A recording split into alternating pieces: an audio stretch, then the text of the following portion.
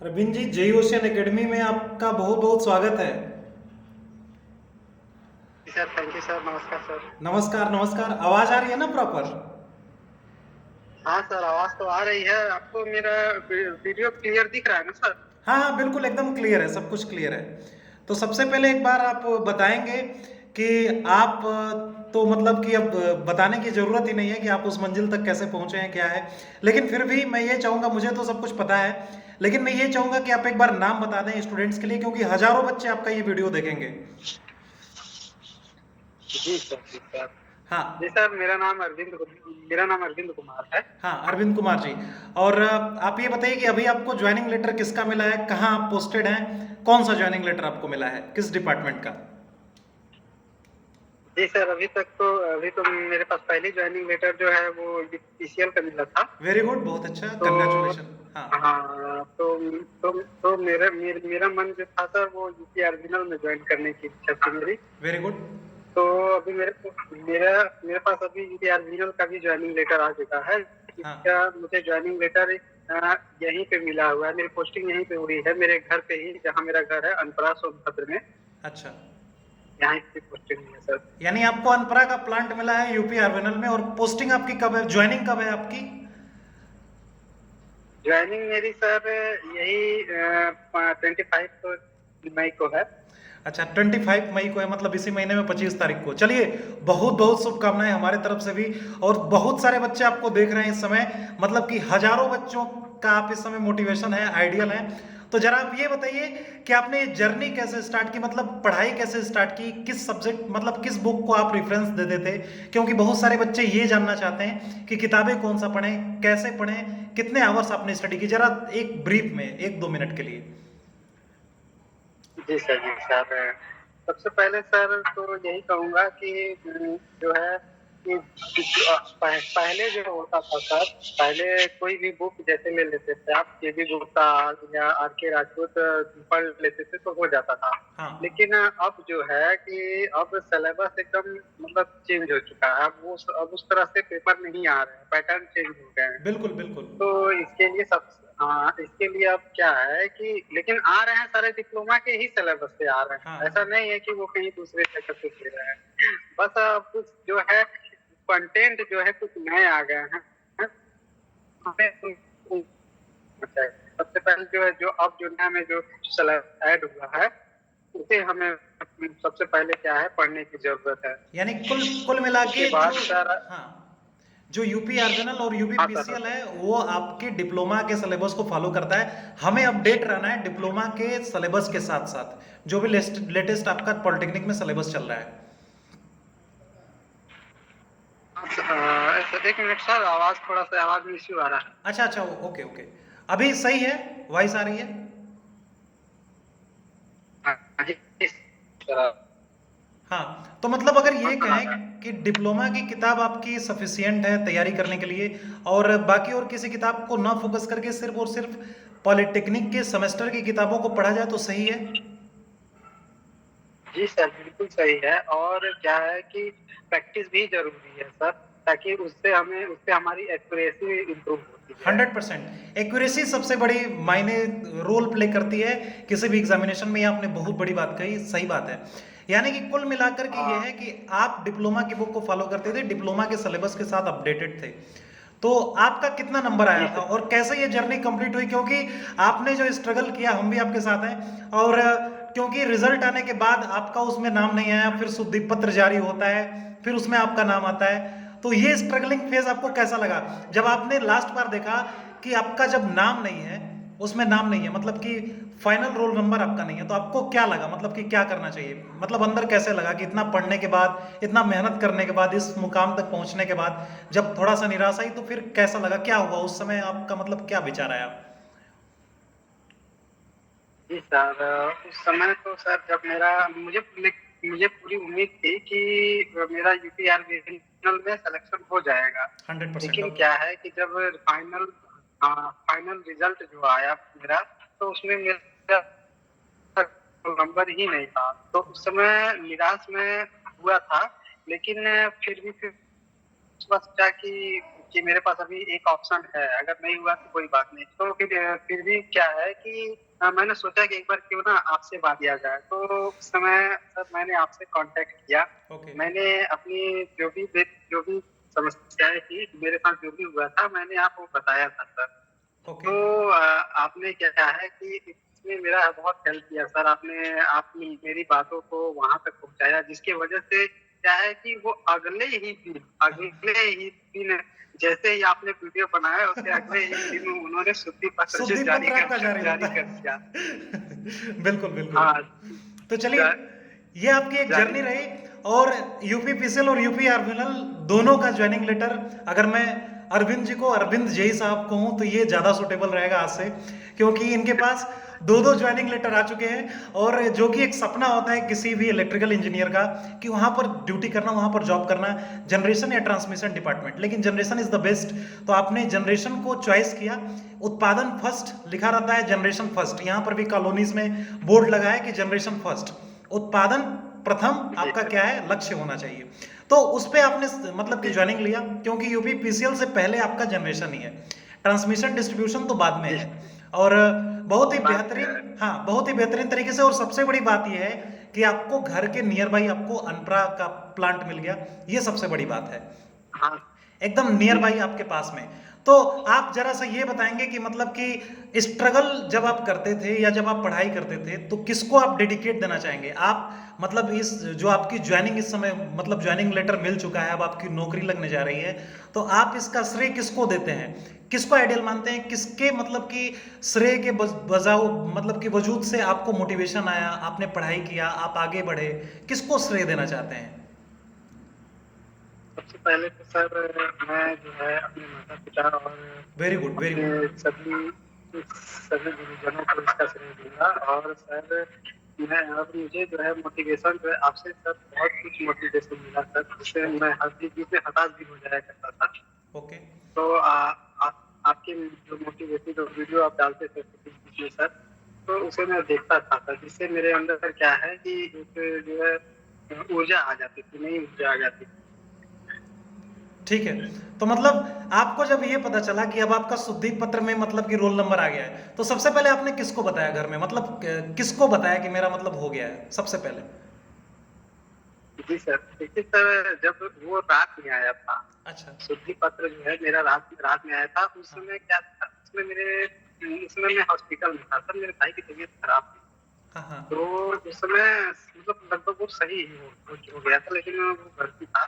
तो रात में जैसे ही आया तो सबसे पहले तो उस समय मेरी मम्मी थी हॉस्पिटल में, मेरे पास ही थी। तो उसे बताया, उसके बाद क्या है कि मैंने तुरंत सर आपको कॉल किया। जैसे ही आया शुद्धि पत्र, मैंने आपको कॉल किया और आपको बताया।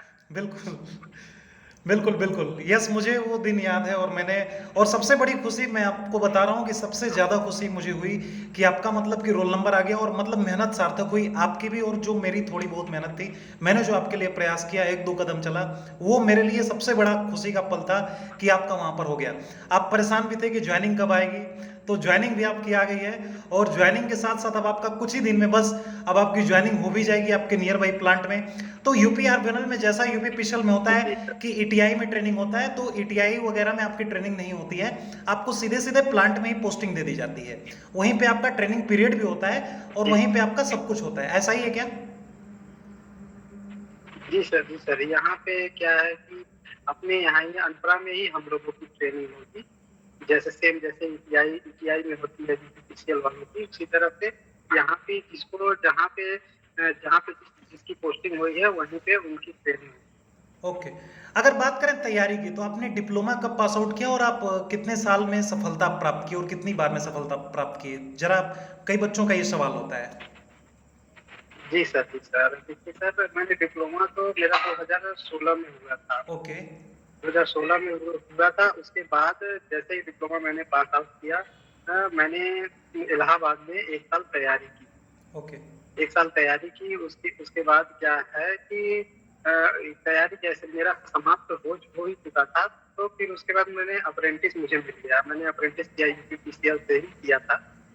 और इन 2016 से लेकर के 2000 ये 21-22 तक मैंने बहुत सारे एग्ज़ाम दिए सर।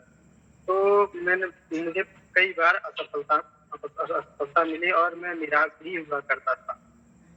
क्या है कि धीरे-धीरे पर मेहनत करते सर धीरे-धीरे सफलता की ओर मुझे मतलब धीरे-धीरे सफलता मुझे मिलती गई। मतलब ये है कि सर आपको जो है मतलब किसी भी स्टूडेंट को अगर सफल होना है तो उसके अंदर धैर्य होनी चाहिए। बिल्कुल धैर्य होना अपने चाहिए। कार्य के प्रति अपने कार्य के प्रति उसको पूरी मेहनत, पूरी लगन से उसको अपने कार्य पर फोकस करनी चाहिए। और दूसरी बात ये है कि माहौल का जो है सबसे बड़ा इफ़ेक्ट पड़ता है। क्योंकि हमारे अगल-बगल वाले कुछ ऐसे होते हैं जो हमें डिमोटिवेट करते रहते हैं। अगर हमारा कोई चयन नहीं होता है, कोई फेल हो जाते हैं, ये हो जाते हैं, तो कई तरह की बातें लोगों के द्वारा सुनने को मिलती है। तो इन सब चीज़ों से हमें बचना चाहिए। बिल्कुल। तो मतलब आपकी अब जॉइनिंग भी आ चुकी है, सब कुछ अब एकदम क्लियर है। तो अभी आप कैसा महसूस कर रहे हैं अभी इस समय? बिल्कुल बढ़िया साहित्य, बिल्कुल बढ़िया महसूस कर रहा हूँ। मतलब एकदम मस्त।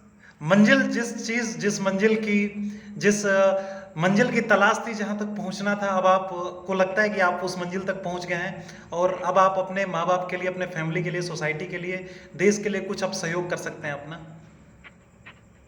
बिल्कुल सर।